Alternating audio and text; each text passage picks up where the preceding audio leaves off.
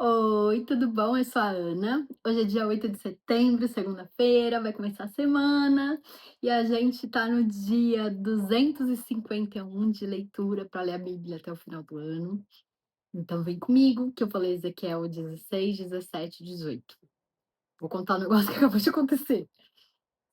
Hum, eu não edito o vídeo, até fiz um café de novo. E eu tava falando aqui, lendo Ezequiel, pesado, gente, Ezequiel 16, a menina é uma vagabunda aqui. E aí, tocou o alarme do meu remédio, eu tive que parar, e aí para de gravar, e como eu não edito, eu tenho que gravar tudo de novo. Mas tá bom, amém, né. É pra ser assim, mas nossa, pesado. Agora eu botei no modo avião, não modo avião não, no não perturbe. Acho que tá tudo bem. Acho que a gente vai conseguir fazer um voo sem escalas. Na verdade, meu marido editou um vídeo, ele juntou, porque acho que eu já tinha gravado umas 500 vezes. Foi a única vez, mas eu prefiro gravar do zero tudo de novo e simplesmente colocar, que eu acho mais fácil, mais rápido. Hum, um cafezinho. Bom, que o Senhor nos abençoe, que eu consiga ler, que eu consiga ler. Vai dar certo. É assim mesmo por aqui. Você vê quando às vezes você vai ler a sua Bíblia e não dá certo, acontece um monte de coisa, não, você insiste, você fala assim: "Eu vou conseguir ler esse negócio". É super importante, gente, a Bíblia é a única verdade, a vida. O Jesus é o caminho, a verdade e a vida. Mas a Bíblia é a coisa mais importante, é um livro mágico, mágico. Na verdade, a gente só tá vivo aqui para evoluir. Então, você precisa ler a Bíblia, é a coisa mais importante, é onde você vai aprender a viver. E o demônio sabe a Bíblia de trás para frente. E você não sabe. E eu também não. Por isso que tem que ler, mas não é só ler, depois você vai orar para entender. Tem cursos na internet, mas aí tem que tomar cuidado também, tem um monte de pastor falando abobrinha, né? Então você tem que pegar pastores idôneos que realmente leem a Bíblia, tá bom? Vamos lá, minha gente. Agora vai dar certo, mas ai, mais um cafezinho. Espera aí. Acompanha aí. Ezequiel 16. A alegoria da Jerusalém infiel. É meio pesadinho. Veio a mim esta palavra do Senhor: Filho do homem, confronte Jerusalém com suas práticas detestáveis e diga: Assim diz o soberano, o Senhor, a Jerusalém. Sua origem e seu nascimento foram na terra dos cananeus. Seu pai era um amorreu e sua mãe uma hitita. Seu nascimento foi assim: no dia em que você nasceu, o seu cordão umbilical não foi cortado, você não foi lavada com água para que ficasse limpa, não foi esfregada com sal, nem enrolada em panos. Ninguém olhou para você com piedade, nem teve suficiente compaixão para fazer qualquer uma dessas coisas por você. Ao contrário, você foi jogada fora, em campo aberto, pois no dia em que nasceu foi desprezada. Então, passando por perto, vi você se esperneando em seu sangue enquanto você jazia ali em seu sangue. Eu lhe disse: Viva! E eu a fiz crescer como uma planta no campo. Olha que lindo. Você cresceu e se desenvolveu e se tornou a mais linda das joias. Seus seios se formaram e seu cabelo cresceu, mas você ainda estava totalmente nua. Mais tarde, quando passei de novo por perto, olhei para você e vi que já tinha idade suficiente para amar. Então, estendi a minha capa sobre você e cobri a sua nudez. Fiz um juramento e estabeleci uma aliança com você, palavra do soberano, o Senhor. E você se tornou minha. Eu lhe dei banho com água e ao lavá-la limpei o seu sangue e a perfumei. Pus-lhe um vestido bordado e sandálias de couro. Eu a vesti de linho fino e a cobri com roupas caras. Adornei-a com joias. Pus braceletes em seus braços e uma gargantilha em torno de seu pescoço. Dei-lhe um pendente, pus brincos em suas orelhas e uma linda coroa em sua cabeça. Assim você foi adornada com ouro e prata, suas roupas eram de linho fino, tecido caro e pano bordado. Sua comida era a melhor farinha, mel e azeite de oliva. Você se tornou muito linda e uma rainha. Sua fama espalhou-se entre as nações por sua beleza, porque o esplendor que eu lhe dera tornou perfeita a sua formosura. Palavra do soberano Senhor. Mas olha que horror. Mas você confiou em sua beleza e usou sua fama para se tornar uma prostituta. Você concedeu seus favores a todos os que passaram por perto e a sua beleza se tornou deles. Você usou algumas de suas roupas para adornar altares idólatras, onde levou adiante a sua prostituição. Coisas assim jamais deveriam acontecer. Você apanhou as joias finas que eu lhe tinha dado, joias feitas com meu ouro e minha prata, e fez para si mesma ídolos em forma de homem e se prostituiu com eles.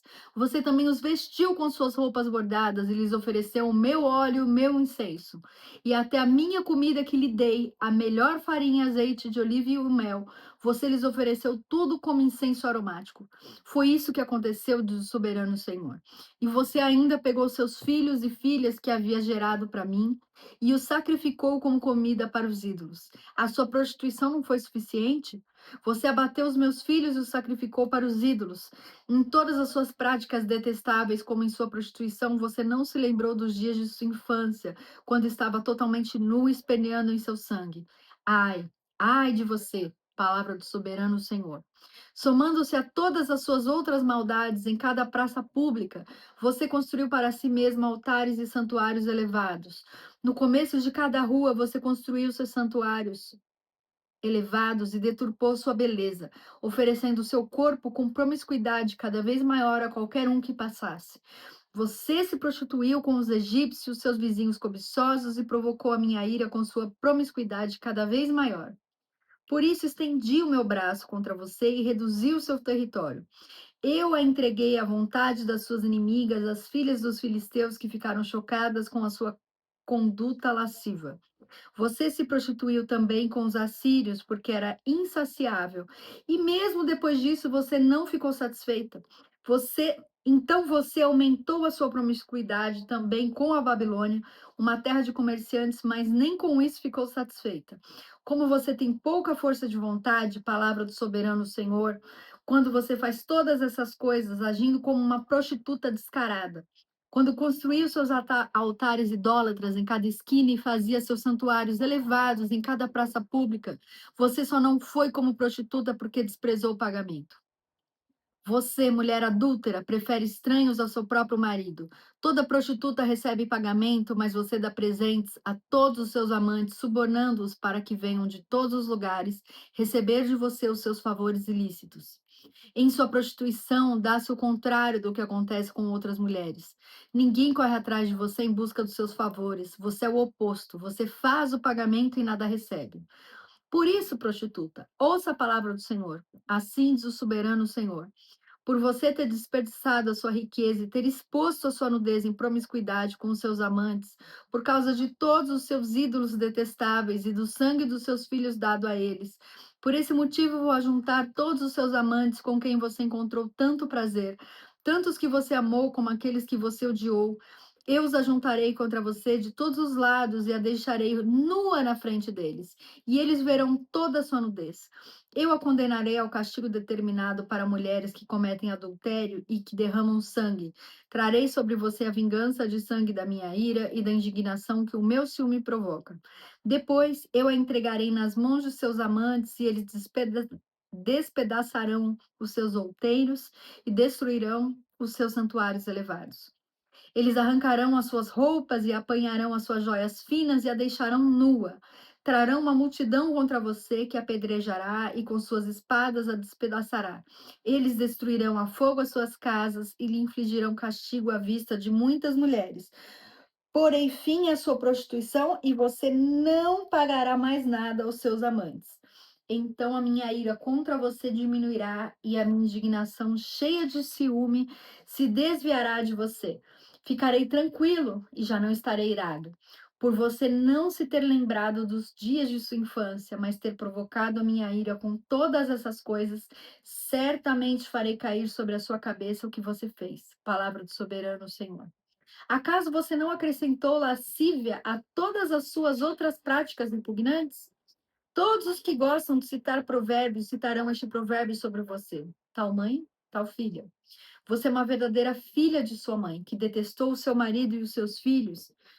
E você é uma verdadeira irmã de suas irmãs, as quais detestaram os seus maridos e os seus filhos. A mãe de vocês era uma hitita e o pai de vocês um amorreu. Sua irmã mais velha era Samaria, que vivia ao norte de você com suas filhas, e sua irmã mais nova, que vivia ao sul com suas filhas, era Sodoma. Você não apenas andou nos caminhos delas e imitou suas práticas repugnantes, mas também em todos os seus caminhos, logo se tornou mais depravada do que elas. Juro pela minha vida, palavra do soberano, o Senhor. Sua irmã Sodoma e as filhas dela jamais fizeram o que você e as suas filhas têm feito. Ora, este foi o pecado de sua irmã Sodoma. Ela e suas filhas eram arrogantes, tinham fartura de comida e viviam despreocupadas. Não ajudavam os pobres e os necessitados. Eram altivas e cometeram práticas repugnantes diante de mim. Por isso eu me desfiz delas conforme você viu. Samaria não cometeu metade dos pecados que você cometeu. Você tem cometido mais práticas repugnantes do que elas e tem feito suas irmãs parecerem mais justas, dadas todas as suas práticas repugnantes. Aguente a sua vergonha, pois você proporcionou alguma justificativa às suas irmãs. Visto que os seus pecados são mais detestáveis que os delas, elas aparecem mais justas que você. Envergonhe-se, pois, e suporte a sua humilhação, porquanto você fez as suas irmãs parecerem justas. Contudo, eu restaurarei a sorte de Sodoma e das suas filhas, e de Samaria e das suas filhas, e a sua sorte junto com elas, para que você carregue a sua vergonha e seja humilhada por tudo que você fez, o que serviu de consolo para elas. E suas irmãs, Sodoma com suas filhas e Samaria com suas filhas, voltarão para o que elas eram antes, e você e suas filhas voltarão o que eram antes. Você nem mencionaria o nome de sua irmã Sodoma na época do orgulho que você sentia antes da sua impiedade ser trazida a público. Mas agora você é alvo da zombaria das filhas de Edom e de todos os vizinhos dela e das filhas dos filisteus, de todos os que vivem ao seu redor e que a desprezam. Você sofrerá as consequências da sua lascívia e das suas práticas repugnantes, palavra do Senhor.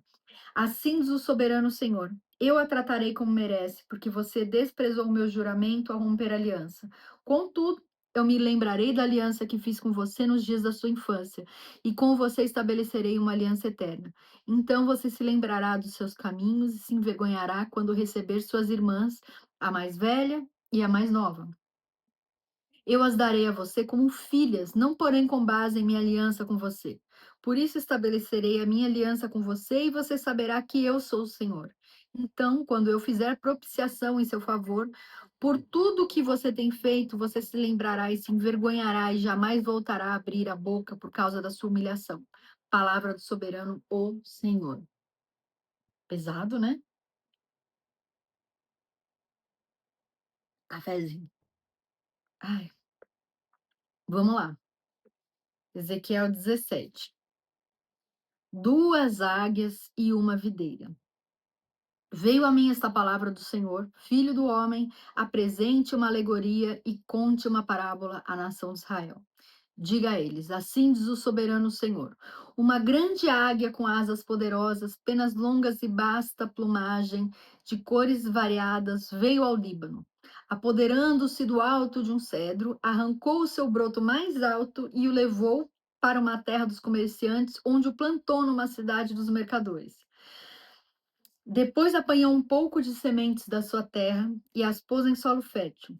Ela as plantou como um salgueiro junto a muita água e elas brotaram e formaram uma videira baixa e copada. Seus ramos se voltaram para a águia, mas as suas raízes permaneceram debaixo da videira. A videira desenvolveu-se e cobriu-se de ramos, brotos e folhas. Mas havia outra águia grande, com asas poderosas e rica plumagem. A videira lançou suas raízes na direção dessa águia, desde o lugar onde estava plantada, e estendeu seus ramos para ela em busca de água. Ora, ela havia sido plantada em terreno bom, junto a muita água, onde produziria ramos, daria fruto e se tornaria uma videira viçosa. Diga a eles: assim diz o soberano Senhor. Ela vingará? Não será desarraigada e seus frutos não serão arrancados para que ela seque? Tudo que brotar dela secará.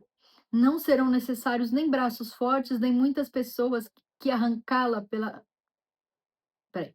Não serão necessários nem braços fortes, nem muitas pessoas para arrancá-la pelas raízes. Ainda que seja transplantada, será que vingará? Não secará totalmente quando o vento oriental a atingir, murchando e desaparecendo do lugar onde crescia? Veio depois a mim esta palavra do Senhor. Diga a essa nação rebelde: você não sabe o que essas coisas significam? Diga a eles: o rei da Babilônia foi a Jerusalém, tirou de lá o seu rei e os seus nobres e os levou consigo de volta à Babilônia. Depois fez um tratado com um membro da família real e o colocou sob juramento. Levou também os líderes da terra para humilhar o reino e torná-lo incapaz de reerguer-se, garantindo apenas a sua sobrevivência pelo cumprimento do seu tratado. Mas o rei se revoltou contra ele e enviou mensagem ao Egito, pedindo cavalos e um grande exército. Será que ele se sairá bem? Escapará aquele que age dessa maneira? Romperá ele o tratado e assim, ainda assim escapará? Juro pela minha vida, a palavra do soberano, o Senhor, que ele morrerá na Babilônia, na terra do rei que o pôs no trono, cujo juramento ele desprezou e cujo tratado rompeu. O Faraó, com seu poderoso exército e seus batalhões, não será de nenhuma ajuda para ele na guerra. Quando rampas forem destruídas e obras de cerco foram erguidas para destruir muitas vidas, como ele desprezou o juramento quando rompeu o tratado feito com aperto de mão e fez todas essas coisas de modo algum escapará. Por isso, assim diz o soberano, o Senhor: juro pela minha vida que farei cair sobre a cabeça dele o meu juramento que ele desprezou e a minha aliança que ele rompeu. Estenderei sobre ele a minha rede e ele será pego em meu laço. Eu o levarei para a Babilônia e ali executarei juízo sobre ele porque me foi infiel. Todas as suas tropas em fuga cairão à espada e os sobreviventes serão espalhados aos ventos. Então vocês saberão que eu, o Senhor, falei. Assim diz o soberano Senhor: eu mesmo apanharei um broto bem do alto de um cedro e o plantarei. Arrancarei um renovo tenro de seus ramos mais altos e o plantarei num monte alto e imponente. Nos montes altos de Israel eu o plantarei, ele produzirá galhos e dará frutos e se tornará um cedro viçoso. Pássaros de todo tipo se aninharão nele, encontrarão abrigo à sombra de seus galhos. Todas as árvores do campo saberão que eu, o Senhor, faço cair a árvore alta e faço crescer bem alta a árvore baixa. Eu resseco a árvore verde e faço florescer a árvore seca. Eu, o Senhor, falei e o farei. Ai, que lindo. Peraí. Hum, vamos lá. O último Ezequiel de hoje. Ezequiel 18. Me acompanha aí. Olha isso. Chama assim: aquele que pecar morrerá. Esta palavra do Senhor veio a mim. O que vocês querem dizer quando citam esse provérbio sobre Israel? Os pais comem uvas verdes e os dentes dos filhos se embotam? Juro pela minha vida, a palavra do soberano Senhor, que vocês não citarão mais esse provérbio em Israel, pois todos me pertencem. Tanto o pai como o filho me pertencem. Aquele que pecar é que morrerá. Suponhamos que haja um justo que faz o que é certo e direito. Ele não come nos santuários que há nos montes e nem olha para os ídolos da nação de Israel. Ele não contamina a mulher do próximo, nem se deita com uma mulher durante os dias de sua menstruação. Ele não oprime a ninguém, antes devolve o que tomou como garantia no empréstimo. Não comete roubos, antes dá a sua comida aos famintos e fornece roupas para os despidos. Ele não empresta visando lucro nem cobra juros. Ele retém a sua mão para não cometer erro e julga com justiça entre dois homens. Ele age segundo os seus decretos e obedece fielmente às minhas leis. Esse homem é justo. Com certeza ele viverá. Palavra do soberano Senhor. Suponhamos que ele tem um filho violento, que derrama sangue ou faz qualquer uma dessas outras coisas, embora o pai não tenha feito nenhuma delas. Ele come nos santuários que há nos montes, contamina a mulher do próximo, oprime os pobres e os necessitados, comete o roubo. Meu Deus. Não devolve o que tomou como garantia, volta-se para os ídolos, comete práticas detestáveis, empresta visando lucro e cobra juros. Deverá viver um homem desses Não. Por todas essas práticas detestáveis, com certeza será morto e ele será responsável por sua própria morte. Mas suponhamos que esse filho tenha ele mesmo um filho que vê todos os pecados que seu pai comete e, embora os veja, não os comete. Ele não come nos santuários que há nos montes e nem olha para os ídolos da nação de Israel. Não contamina a mulher do próximo. Não oprime a ninguém nem exige garantia para um empréstimo. Não comete roubos, mas dá sua comida aos famintos e fornece roupa aos despidos. Ele retém a mão para não pecar e não empresta visando lucro nem cobra juros. Obedece às minhas leis e age segundo os meus decretos. Ele não morrerá por causa da iniquidade do pai, certamente viverá, mas seu pai morrerá por causa de sua própria iniquidade, pois praticou extorsão, roubou seu compatriota e fez o que era errado no meio de seu povo. Contudo, vocês perguntam: por que o filho não partilha da culpa de seu pai? Uma vez que o filho fez o que é justo e direito e teve o cuidado de obedecer a todos os meus decretos, com certeza ele viverá. Aquele que pecar é que morrerá. O filho não levará a culpa do pai, nem o pai levará a culpa do filho. A justiça do justo lhe será acreditada, e a impiedade do ímpio lhe será cobrada. Mas se o ímpio se desviar de todos os dos pecados que cometeu e obedecer a todos os meus decretos e fizer o que é justo e direito, com certeza viverá, não morrerá. Não se terá lembrança de nenhuma das ofensas que cometeu. Devido às coisas justas que tiver feito, ele viverá. Teria eu algum prazer na morte do ímpio? Palavra do soberano Senhor. Ao contrário. Acaso não me agrada vê-lo desviar-se dos seus caminhos e viver? Se, porém, um justo se desviar de sua justiça e cometer pecado e as mesmas práticas detestáveis dos ímpios, deverá ele viver? Nenhum de seus atos justos será lembrado. Por causa da infidelidade de que é culpado e por causa dos pecados que ele cometeu, ele morrerá. Contudo, vocês dizem: o caminho do Senhor não é justo. Ouça, ó nação de Israel, o meu caminho é injusto? Não são os seus caminhos que são injustos? Se um justo desviar-se de sua justiça e cometer pecado, ele morrerá por causa disso. Por causa do pecado que cometeu, morrerá. Mas se um ímpio se desviar de sua maldade e fizer o que é justo e direito, ele salvará a sua vida. Por considerar todas as ofensas que cometeu e se desviar delas, ele com certeza viverá e não morrerá. Contudo, a nação de Israel diz: o caminho do Senhor não é justo. São injustos os meus caminhos, ó nação de Israel? Não são os meus caminhos que são injustos? Portanto, ó nação de Israel, eu o julgarei a cada um de acordo com os seus caminhos. Palavra do soberano Senhor: arrependam-se, desviem-se de todos os seus males, para que o pecado não cause a queda de vocês. Livrem-se de todos os males que vocês cometeram e busquem um coração novo e um espírito novo. Por que deveriam morrer, ó nação de Israel? Pois não me agrada a morte de ninguém. Palavra do soberano, o Senhor. Arrependam-se e vivam. É, minha gente, tem que se arrepender de tudo. Que coisa, né? A Bíblia é tão sábia, né? Meu Deus, quanto mais eu leio, mais eu vejo que eu não sei nada. Mas é isso, gente. Tenha uma semana abençoada. Não se esqueçam de orar o tempo todo. Fiquem em comunhão com o Senhor, viu? É a coisa mais importante que a gente tem na vida.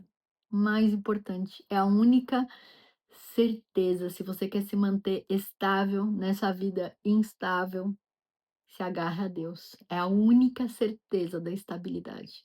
É do lado de Deus. Um beijo. Fica com Deus.